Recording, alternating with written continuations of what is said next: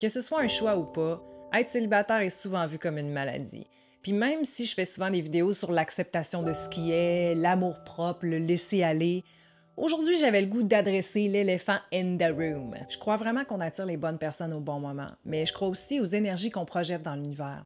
Tu sais, trop souvent, on dépend d'une personne qu'on connaît à peine ou même pas, puis même si en surface, dans les dates, on est super chill puis ça paraît pas, nous, on la sent, notre énergie de needy, puis on a peur que l'autre la sente aussi. Donc, on se sent encore plus mal de se sentir comme ça, ce qui crée encore plus une énergie de merde. Puis savez-vous quoi?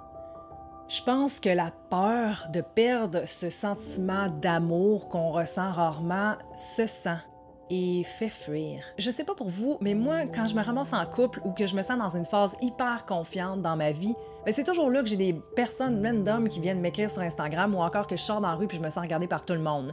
Puis c'est dans des moments comme ça que je sens que mon énergie a shifté, mais aussi que je vois clairement l'impact que ça peut avoir autour de moi. Le problème, c'est qu'à force de rester célibataire de plus en plus, jour après jour, date après date, ben il se peut qu'on se mette à se blâmer nous-mêmes d'être célibataire, seul, ou que les dates ne fonctionnent pas.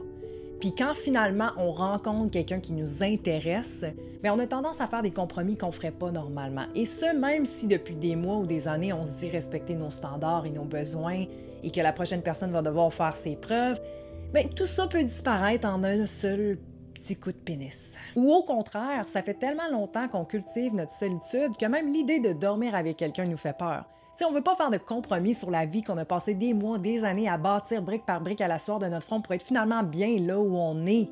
Fait qu'on reste seul inconsciemment, même si on se dit ouverte, et même si on rencontre des personnes qui respectent tous les critères sur notre liste et même plus. D'un côté, on a peur de perdre ce qu'on pense être notre seule option potable à vie, parce que ça nous arrive vraiment pas souvent.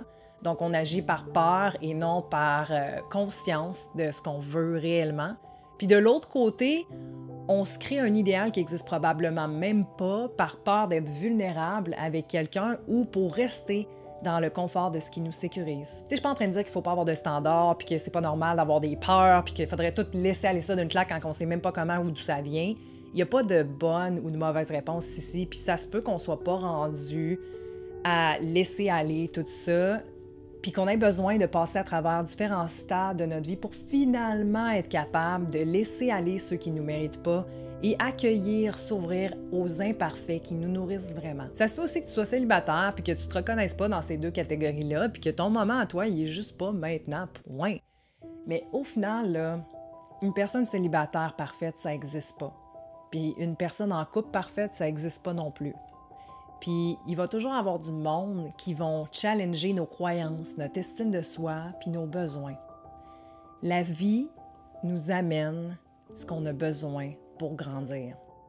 Il faut simplement être prêt et prête à l'écouter. C'était Émilie Brousseau, j'espère que vous avez aimé. Si c'est le cas, n'oubliez pas de me le faire savoir en likant, partageant, en commentant.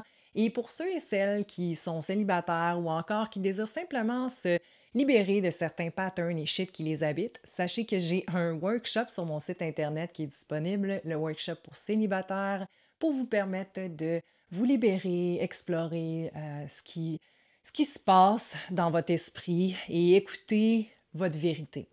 Donc, je vous laisse le lien dans la description pour ceux et celles que ça intéresse. Et sinon, on se revoit bientôt. Merci de votre présence comme toujours et namaste, guys.